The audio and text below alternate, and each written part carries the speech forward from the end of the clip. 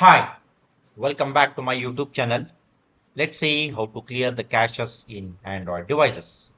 Okay, so let's get started. Go to settings, and once you go to the settings, you can go to the apps. Once you go to the apps, click on app management. Click on app management. So here you can see the list of apps which you have installed on your Android device.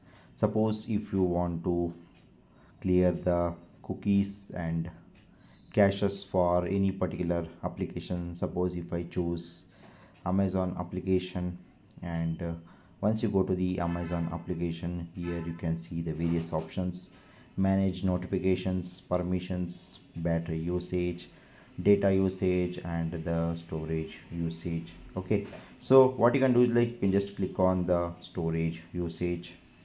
Once you click on the storage usage, here you can see the total size of the application is 264 MB, and the application size is 181 MB. Okay, and here you can see the clear data and clear caches option. So what I will do is, like, I will just click on this particular option, clear caches.